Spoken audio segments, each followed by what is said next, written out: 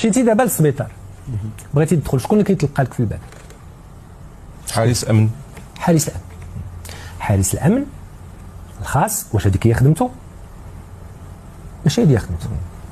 هو التكوين ديالو ماشي التكوين ديال الاستقبال ديال واحد السيد جاي مفزوع ولا مريض ولا مخلوع ولا عيان. واخا كاين منهم واحد العادات اللي كيديروا واحد المجهود الله يجازيهم بخير، وهاد حراس الامن بنفسهم عرضه لواحد الاستغلال في تشريع الشغل. وانا وزير الشغل وغادي نتحمل مسؤوليتي. من صميم مسؤوليتكم السيد انا غنتكلم عليه من صميم مسؤوليتي. بعض الامثله في هذا المجال. لا انا غادي نتكلم عليك ونقول لك شنو هو الحل اللي وجدنا باش نحلوا هذا المشكل هذا.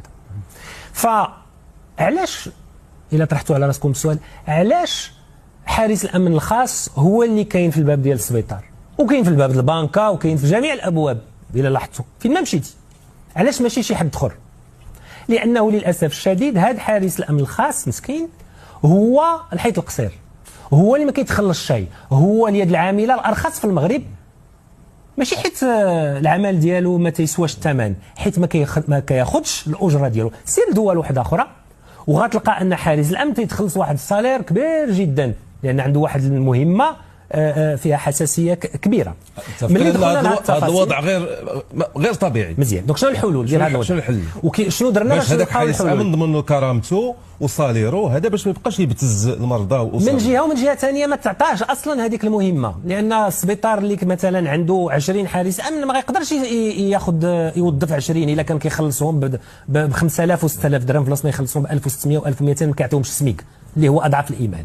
جوج ديال الحوايج اساسيه لقيتهم بعد التشخيص اللي درنا في مدونه الشغل، وهذا الشيء للامانه انا قلته قبل هذا الحراك، راه هذه تقريبا سنه باش جبت الموضوع، وهذه بالضبط في افريل 2025 باش درجته مع الحكومه في الطاوله ديال الحوار الاجتماعي، لان خصو يدوز مع النقابات هذا الكلام، وهي مطالب نقابيه ووافقت عليها الحكومه وكان نقاش فيه مع رئيس الحكومه ودرجوا مع الوزراء المعنيين في المطالب ديالنا ودرنا فيه بلاغ رسمي. بديت الخدمه في ذاك الوقت.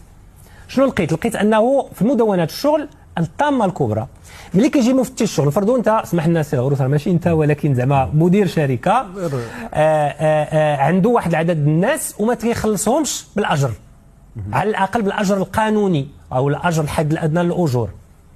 ملي كيجي مفتش الشغل باش يدير له يعني الانسبكسيون التفتيش وكيلقى انه ما كيخلصوش هذاك الصالير مثلا، شحال هي الضعيره اللي خص يخلص؟